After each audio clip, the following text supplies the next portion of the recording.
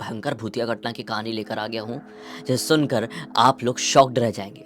ऐसी कोई भी गलती आप सपने में भी नहीं करेंगे जो इन लोगों ने होशो हवास में कर दिए थे। आरव, जिसकी उम्र लगभग 25 साल के आसपास की थी, उम्र भले ही कम थी लेकिन इसने इतनी कम उम्र में भी बड़े बड़े झंडे गाड़ चुका था। खुद के दम पे राइटर और डायरेक्टर बन चुका था। पहले किसी प्रोडक्शन कंपनी में काम करता था, अब खुद की एक प्रोडक्शन कंपनी लॉन्च कर दिया था। 2 हॉरर शॉर्ट फिल्म्स बना चुका था, अब तीसरी की तैयारी थी। लेकिन इस बार वो कुछ साधारण नहीं करना चाहता था, कुछ ऐसा लिखना चाहता था, कुछ ऐसा बनाना चाहता था जो लोगों को सिर्फ डराए नहीं बल्कि उनके जहन में जाकर, उनके दिल में जाकर बैठ जाए।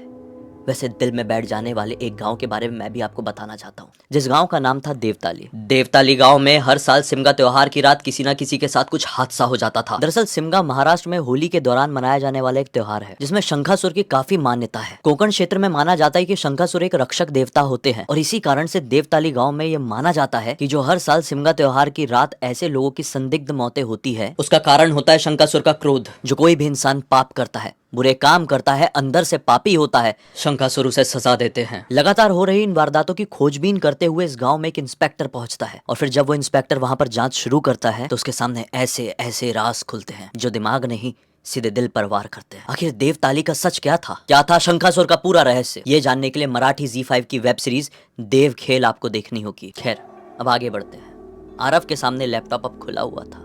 वो अपनी स्क्रिप्ट लिखने के लिए पूरी तरह से तैयार था। टाइटल लिख चुका था, लेकिन आगे कैसे बढ़े बिल्कुल भी समझ में ही नहीं आ रहा था। अटक गया था, जैसे कि मानो कोई अनजानी शक्ति ने उसका हाथ रोक दिया हो। ऐसा जिंदगी में आरव के साथ पहले कभी हुआ नहीं था। इतना ब्लैंक, इतना लाचार वो पहले कभी खुद को महसूस किया ही नहीं था। उसने सोचा कि बस यार, अकेले नहीं हो पाएगा। एक काम करता हूँ, अपने दोस्तों को फोन करता हूँ। ये उसके दोस्त सिर्फ दोस्त नहीं थे, उसकी छोटी सी टीम का हिस्सा थे। इस ग्रुप में 3 लड़के और 1 लड़की थी। तुरंत ही फोन करता है। इस ग्रुप का सबसे मुख्य किरदार अब अमन है। आरव तो अपना मुख्य मेन रोल है इस कहानी का, लेकिन अब अमन आता है सेकेंडरी कैरेक्टर, जो कि इसकी टीम का समझ लो DOP था, कैमरा संभालता था। शाम के समय इसके ये चारों दोस्त इससे मिलने के लिए इसे घर पर पहुंचते हैं। घर पर बैठकर वो लोग बहुत माथापच्ची करते हैं कि यार कैसे आगे बढ़ें, क्या स्क्रिप्ट लिखें, कुछ समझ में नहीं आ रहा है। फिर फाइनली अमन ही कहता है कि देखो भाई, घर के अंदर बैठे बैठे हम सोचते रहेंगे तो दिमाग सचमुच में सबका ऐसा पैक ही हो जाएगा। एक काम करते हैं, अपने घर के बाहर जहां पर हमें बड़े बड़े आइडियाज आए हैं, उस चाय की टपरी में बैठते हैं, शायद दिमाग खुल जाए। ये लोग बढ़िया जाते हैं, चाय अपना थोड़ा सा सामान अमान ऑर्डर करते हैं, खाने पीने के लिए बैठते हैं। ठंडी हवा चल रही थी, माहौल एकदम टिपिकल फिल्मों जैसा बना हुआ था। और उसी समय अमन को याद आया। बोलता यार, मुझे याद आया एक गाँव जो कि हिडन जेम है। मिस्टीरियस लोग जो मतलब ऐसी चीज़ें पसंद करते हैं ना, हॉरर चीज़ें जो पसंद करते हैं, वहाँ पर जाते हैं और भूत प्रेतों का एक्सपीरियंस करते हैं। हम भी वहाँ पर चलते हैं, हमें कोई कहानी लिखने की ज़रूरत ही नहीं पड़ेगी भाई। खाली कैमरा ऑन कर देंगे ना और हम लोग कैमरे के सामने आ जाएंगे तो अपने आप पिक्चर बनना शुरू हो जाएगी। ये बात सुन के आरव कहता है, अरे भाई कैसी बात कर रहे हैं यार, ये कैसे पॉसिबल हो सकता है? और ऐसा कौन सा गाँव आ गया जहाँ पर जाके सिर्फ कैमरा रख देंगे तो अपने आप पिक्चर बनना शुरू हो जाएगी? अमन बताता है, बिल्कुल है, जिसको इतिहास के पन्नों में कहीं दबा दिया गया है।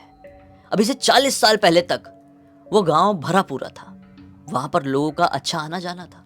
गांव में साधारण तरीके से लोग अपनी जिंदगी काट रहे थे। और गांव में एक बहुत ही पुराना, बहुत ही विख्यात मंदिर हुआ करता था, जिसे कहा जाता था कि हजारों साल पहले वो मंदिर वहां पर अपने आप बन गया। किसी इंसान ने उसकी नींव नहीं रखी थी। उस मंदिर में आए दिन बाहर बाहर से, दूर दूर से साधु, महात्मा, पंडित, पुजारी आते रहते थे। कुछ दिन उस मंदिर के गर्भगृह में बैठ के उपासना करते थे, पूजा पाठ करते थे और अपने आप चले जाया करते थे। बनारस के पास है ना, तो बनारस के घाट में बहुत सारे साधु लोग रहते, तो यहाँ पे आना जाना था।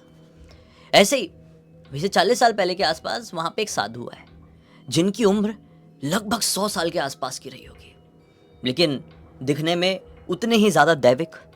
कोई लकड़ी के सहारे भी चलने की उनको जरूरत नहीं। कोई भी उन्हें देखकर कह सकता था कि साधु बाबा में कुछ तो बात है कि 100 साल की उम्र में भी ऐसे दिखते हैं। वो आए और उन्हें ठाने थे कि आने वाले 40 दिनों तक वो उस मंदिर के गर्भगृह में बैठ के अपना तप करेंगे। वो कर रहे थे। गांव के कुछ लड़के शराब के नशे में धुत एक रात उस मंदिर के सामने से गुजर रहे होंगे। साधु बाबा को उन्होंने बाहर से ही गर्भगृह के अंदर बैठे हुए देख लिया। शराब के नशे में ही वो साधु बाबा के पास गए और उनके साथ बदसलूकी करने लगे।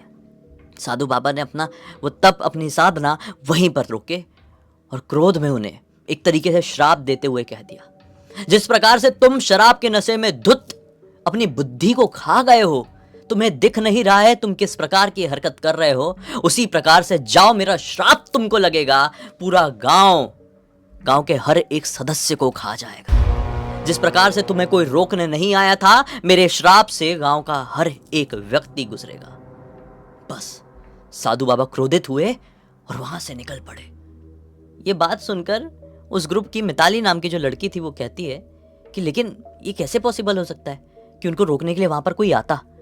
ये तो रात का वक्त था और वो पिए पाए घर जा रहे थे और रास्ते में मंदिर में साधु बाबा को देखकर वो बेइज्जती करने लगे। इसमें गांव वालों की क्या गलती। ये बात सुनकर अब राघव नाम का लड़का जो इस ग्रुप में था वो कहता है कि देखो यार, साधु बाबा लोगों का जितने वो शांत होते थे ना, उतने ही ज्यादा वो क्रोधित भी होते थे। और उनके जो क्रोध होते थे और उनके जो श्राप होते थे, वो बस ऐसे ही नहीं कि बस बर्बादी करने के लिए ही आते थे।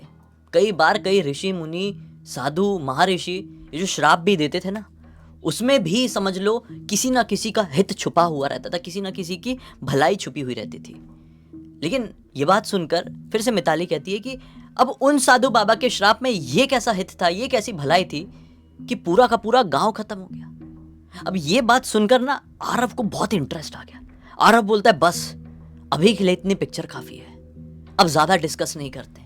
ये सारा डिस्कस होगा उसी गांव में जाकर। उस गांव में जाएंगे, कैमरा ऑन करेंगे, कुछ पॉडकास्ट जैसा बनाएंगे, और अब शॉर्ट फिल्म नहीं, कुछ ऐसा डॉक्यूमेंट्री सा बनाएंगे कि हम बात कर रहे हैं और विजुअल बनते जा रहा है। वो देख लेंगे। चलो कुछ रॉ, कुछ ओरिजिनल, कुछ स्पेशल शूट करते हैं। कब चलना है इन लोगों ने डिसाइड कर लिए, एक डेट भाई, हाँ चलो टिकट बोले टिकट विकेट भाड़ में जाए, अपने को जाना है किसमें, गाड़ी में, खुद की कार में जाएंगे।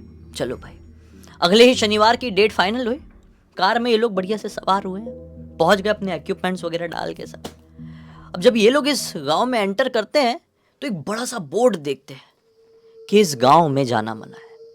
ये देखकर हैरान कि यार इतना बड़ा बोर्ड लगा है और ये एक ऐसा गांव है, तो इसके बारे में इंटरनेट में इंफॉर्मेशन क्यों नहीं है।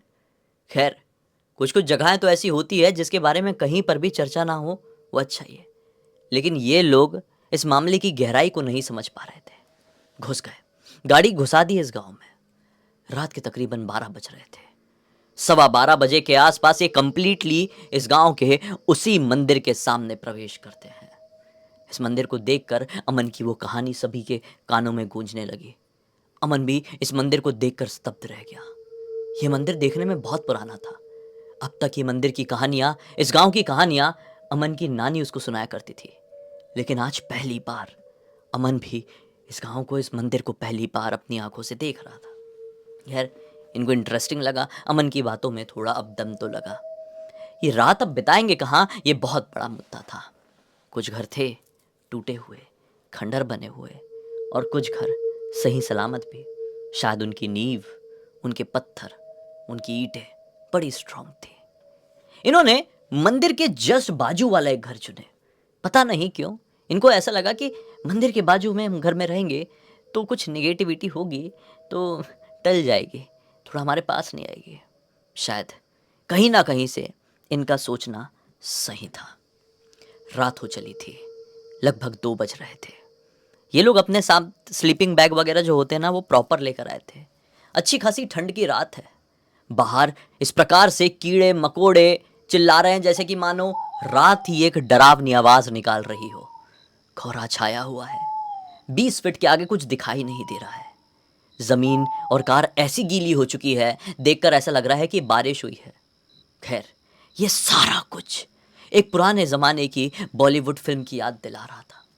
राघव बहुत ज़्यादा एक्साइटेड था कि कल से ही काम में लग जाएंगे और मैं कुछ ऐसा लेकर आऊँगा जिसे देखकर सब दंग रह जाएंगे।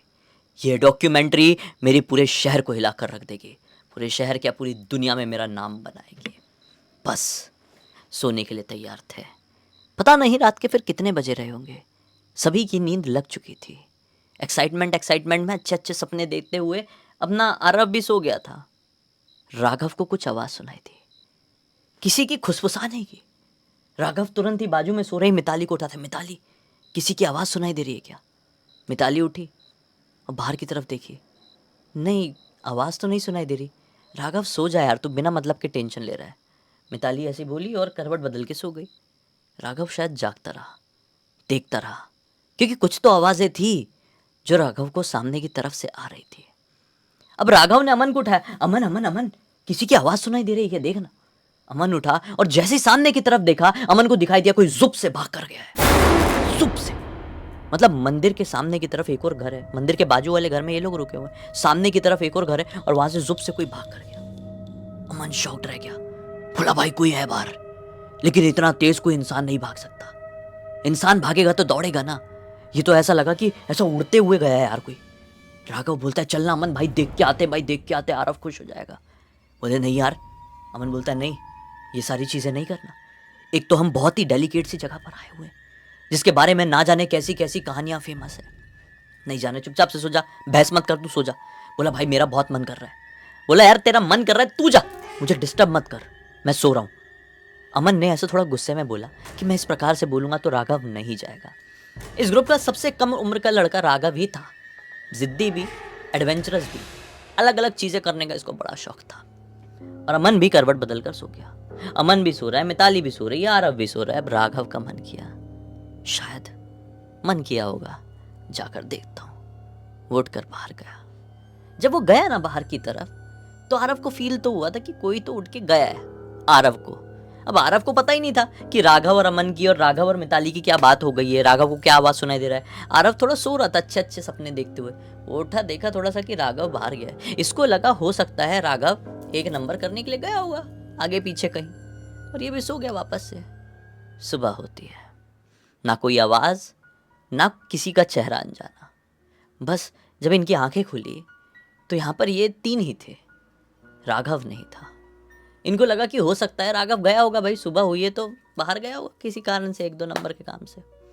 इंतज़ार की आएगा आएगा, नहीं आया। बैठे हुए थे, इन लोगों का बैग था, उसमें से कुछ निकाल नुकुल के खा रहे थे। यार बहुत देर हो गई, राघव आया कैसे नहीं अभी तक, चलो चल कर देखते हैं। बाहर की तरफ बढ़े हैं तो देखते हैं कि इनकी जो गाड़ी है उसमें बहुत सारे ऐसे हाथ के पंजों के निशान। देखो कोहरे से गाड़ी ढक गई थी रात में, बहुत सारा कोहरा रहेगा। अब आप कोहरे में ऐसा ऐसा कुछ लिखें, फॉग, समझ रहे हो ना, फॉग। फॉग में ऐसा हाथ से भी कुछ ऐसा करेंगे तो गाड़ी के ऊपर ऐसा निशान नहीं आता क्या? तो इनकी गाड़ी के पूरे कांच में जैसे किसी ने अपने पंजे पंजे लगा दिए, बहुत सारे। ये देखकर शॉक्ड कि ये क्या है। आरव तुरंत कहता है अमन से, तूने किया? मिताली तूने करी? ये नहीं नहीं बोल रहे। हो सकता है राघव ने किया होगा, लेकिन राघव है कहाँ? सुबह से ढूंढ रहा है, राघव नहीं मिल रहा है। अब एक चीज बताना मैं आपको रह गया कि जैसे ये लोग इस गांव में एंटर किए थे वैसे ही पाए थे कि यहाँ पर मोबाइल का नेटवर्क नहीं है। और उस समय ये देखकर ये लोग खुश हुए थे कि हमारे काम में किसी भी प्रकार का डिस्टरबेंस नहीं आएगा। मोबाइल का नेटवर्क नहीं है तो सिर्फ काम में हम ध्यान देंगे, फोकस करेंगे। लेकिन भाई मामला तो यहाँ पर गड़बड़ हो चुका था। जब इन लोगों ने राघव को फ़ोन की तो राघव ने फ़ोन नहीं उठाया। फ़ोन नहीं लग रहा है, लगेगा भी कैसे, उठाएगा कैसे? खैर ढूंढे ढूंढे पूरे गांव मंदिर में गए, कुएं की तरफ गए, अलग अलग घरों में देखे, राघव राघव राघव राघव चिल्लाए। सुबह से शाम हो गई। शाम होते तक इन लोगों के बीच में एक अजीब सा सन्नाटा छा गया। राघव नहीं आया। लगभग 6-7 बजे के आसपास जब अंधेरा हो चला था, ये लोग समझ गए थे कि कुछ घटनाएं ऐसी हो जाती है जिनका जवाब नहीं होता। अब हमें यहां पर नहीं रुकना चाहिए। एक अनजाना सा डर मन में समा गया था। कुछ बोल नहीं रहे थे, ना रो रहे थे, ना कुछ जाहिर कर रहे थे, सिर्फ यहां से जाना था। ये लोग गाड़ी में सवार हुए, निकलकर सबसे पहले नजदीकी पुलिस स्टेशन में गए। वहां पर जो भी मामला था सारा कुछ बताया।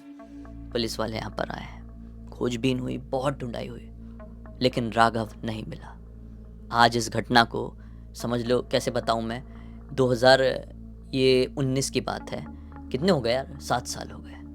राघव का कुछ अता पता नहीं है। पुलिस वालों ने भी मिसिंग केस कह के ये फाइल बंद कर चुके हैं। राघव के घर वाले मान चुके हैं कि उनका बेटा या तो इस दुनिया से ही चले गया, फिर हमको छोड़कर हमसे बहुत दूर चला गया है। मामला पूरी तरीके से बदल चुका है।